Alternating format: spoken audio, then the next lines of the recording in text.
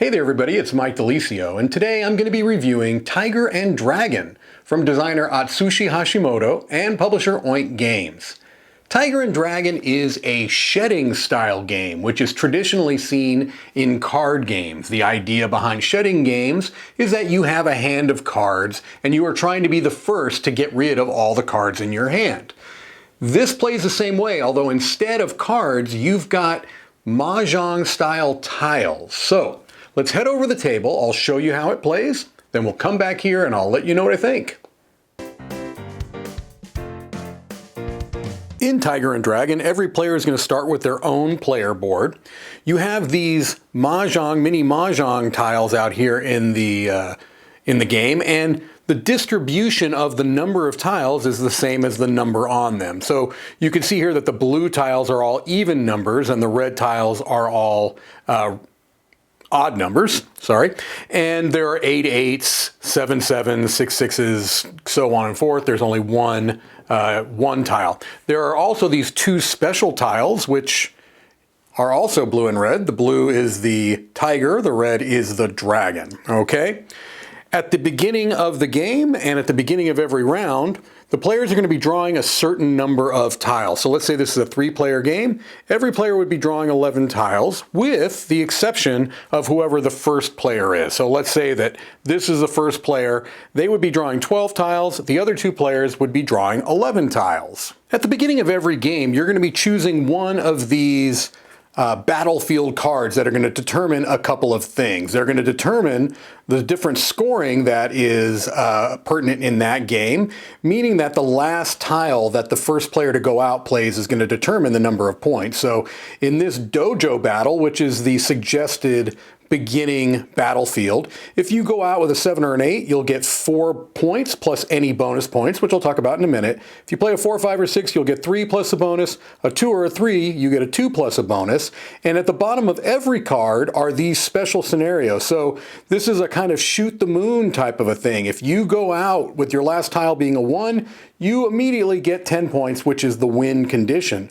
If you go out with one of the 2 special tiles, you'll only get a point and no bonus, even if you would have been eligible otherwise. There are a number of different of these cards in the game, and they all kind of change up the scoring, and the red cards will also oftentimes kind of change some of the basic elements of the game. All right, but let's assume that for the sake of this, we're doing the dojo battle.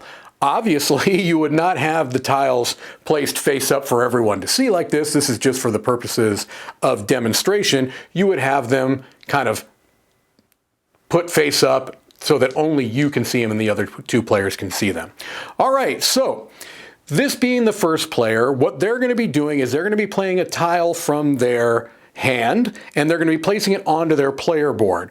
The first player, who has the extra tile, is also going to be the only one to play on this first spot, all right? So what they're going to be doing is playing a tile in an attack mode. Like the move is an attack. So they play it on this first spot. So they look at their tiles, and they're trying to figure out what might win them this attack. So there's a lot of 8s out in the game, but they've got 4 of them. There's a lot of 6s, and they only have 2. They only have 1 7. So they're thinking maybe they'll lead with a 5 or with a 3. So let's say that they go really strong. They think, I'm going to lead off with a 3. Then what happens is, in clockwise order, and let's say that this is clockwise, and then this, and then this, the players can choose to block or pass. Now, they can always choose to pass, even if they have a valid tile to play for defense. How do you defend an attack tile? By playing the exact same tile. So, over here, the next player has some options. They've got the other 2 3s, so they can defend with that. They also have this dragon. This and the tiger, the corresponding one for blue, are fantastic blocking tiles, and they're terrible attack tiles, because in defense, they will defend any red number. If you attack with it, they can be defended by any red number, and the same thing is true for blue. So this player, seeing that they've got the other 2 3s, is going to say, all right, I will actually block that. Okay, so they block that tile by playing a 3, and now they get a chance to attack. So they know that this cannot be defended because the 3 3s would be in play, and they have the tiger or the dragon, so no one else could have that to block it. So they attack with the 3. This player will pass. This player will pass. If, on your turn, if you attack with a tile that is passed by the other players, then you get a bonus. That's where that bonus comes in. What you do is you choose one of your tiles and you play it face down, and then you get to attack again. So let's say that they go, all right, I'm going to take this 8 and put it face down. No one else would know what that tile was. And again, knowing that they've got the dragon, they might attack with the 1. Comes back here. They cannot block that. They cannot block that. They're going to go ahead and get another bonus. And they'll say, let's say they do the 4. Okay? And then they attack with their 5. Okay? We come over here. This player has a 5. They don't have to defend, but they choose to defend. And then they're going to go ahead and play their 2. All right? Comes over here. They're not blocking the 2. Over here, they have a choice of whether they want to block the 2 or not. Let's say that they do a strategic pass. Comes back to them. They get to turn a tile face down and play again. They could play with the 4. I'm going to zoom ahead to the end of this round and kind of show you how it plays out. Okay, moving forward in the round, let's say that it's this player's turn, and now they had blocked this 2 with their tiger, and they're going to attack with a 7. Comes over to this player. They don't have a 7 to block with. This player does not have a 7 to block with. So they are going to get a bonus. Do that. They put the 7 back out again, knowing they don't have a 7. They don't have a 7, or strongly suspecting they could have done a strategic block. And now their last tile is a 6. So they would consult this Dojo Battle card, and they see if they ended with a 4, 5, or 6, which they did, they're going to get 3 points plus any bonus. So in this case, it would be 3 points plus any face down tile is worth 1. So they get 5 points. They are halfway to winning the game, which is 10 points to win. So they would just go ahead and place these tokens in the spots. You would reshuffle the tiles, move the first player, and continue on until someone gets to 10 or more points. There you have Tiger and Dragon.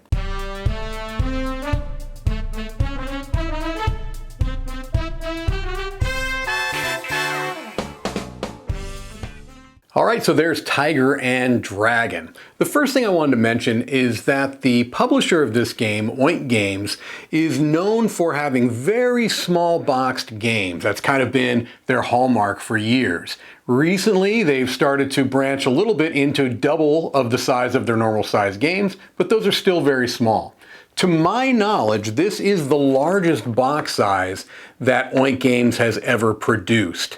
And it makes sense when you think about the components that are within, because this is still a very tightly packed box with those mini Mahjong style tiles.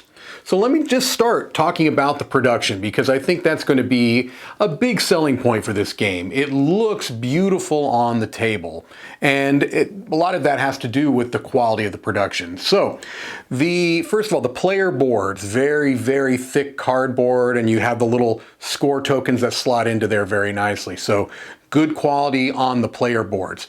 Good quality card stock on the kind of battleground cards that you use to determine any special rules for the game you're playing or scoring. So all of that is good. But the centerpiece of this game are those mini Mahjong tiles. And they are mostly good, with one small exception that I will mention. They're good in that I feel like they're very nice quality. They have a nice tactile feel. The etching and the paint within them all seem to be very good quality. I didn't find any defects or anything on mine. They all are very good, and it's important that they are, because you don't want to be able to know what any of the tiles are because obviously they're hidden information. And so I have found that they are good, consistent quality throughout. The only negative with those kind of mini tiles is that when you are randomizing the tiles at the beginning of a game or at the end of a round, just the something about the size of them, I don't know if it's the ratio of the thickness to the tiles versus the length of them or what have you. When you are mixing those around on a table, oftentimes you'll have 1, 2, 3 of them that flip face up and you have to flip them face down and keep going. It's not a huge deal, but it does happen almost every time I randomize the tiles, so I figured that I would mention it. And since this is a shedding game, they could have just gone with cards, but I'm very glad that they went with these tiles. Not only is it lovely to kind of hold and feel, but they also kind of reinforce the fact that this is based off of a traditional Japanese game. And so I really am happy with the overall production, with that one caveat I mentioned that it could be a little bit tough to randomize the tiles. I suppose, although I've not had it happen yet, that if you bump the table very much, that those tiles could fall over, and that would obviously be problematic. You would probably have to reset the round. But the only way to really alleviate that would be to have tile holders in the game. And honestly, I'm glad they did not go with the tile holders for a couple of reasons. One, it would have increased the price of the game. There's no doubt about that. And two, it would have increased the box size. I'm very happy with the box size. Like I said, there's no wasted space in there. And the price, I think, is very reasonable with the components that you get. All right, so down to the gameplay. And here's where things get a little bit interesting. It's going to appear to many people that play this game, especially if they start with that base dojo battle that they recommend, that it's going to be a game that almost plays itself, that there's really not a whole lot of strategy, that you just kind of, you know, if somebody plays a tile that you have, that you block it and you play another tile face out. And at its root, that is true, but there's a lot of nuance in this game, and there's subtleties that will not appear in your first maybe 3, 4, 5 games. At least it didn't for me. It was a game that opened up the more I played it. And since it's such a quick game, you can play the game over and over again and still be in a reasonable time frame. The subtleties are, there's a couple of ways that the subtleties come up that I have found. One is that you can choose to pass even if you've got a tile that you can use to block. You're not going to oftentimes necessarily use that, but there are situationally times in the game where strategically passing is very important.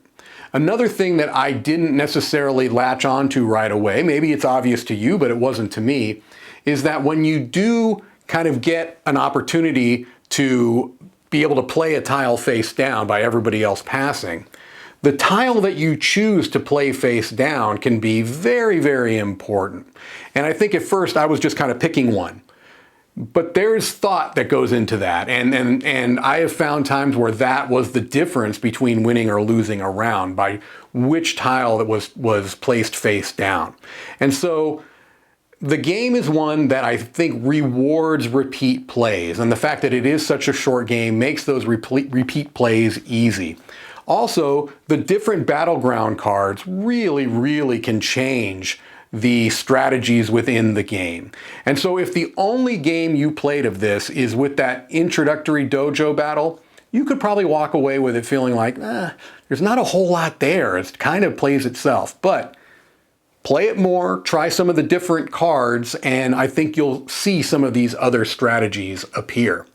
It is a game that I feel like has a nice level of thinking about what the other players have, the fact that the distribution of the tiles is the number on the tile makes it so that you can do some counting, and the fact that there will always be some tiles that aren't in play, I think adds a nice little bit to it as well.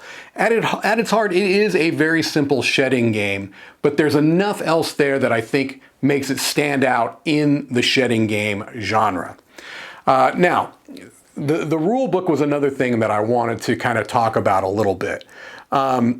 It's generally a good rule book, I find. I've had some issues with some of the older Oink titles because they've gone in a kind of a flow-charty method.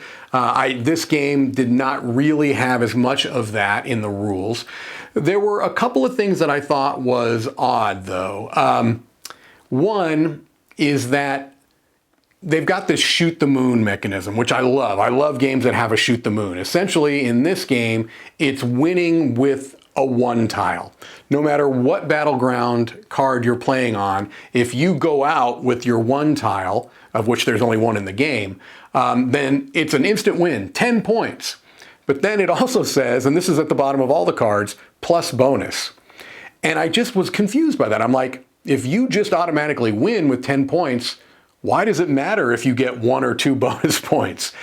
So this may be something obvious that I'm missing, but it just doesn't make sense to me. And when I've pointed that out to other people, no one else kind of got it either. So if there is something there, mention it in the comments, because I certainly have not been able to figure out why the bonus points matter if you shoot the moon. So that's a small thing. I do like the fact that there are a couple of times that they point out easy to forget rules, because there are a couple of easy to forget rules.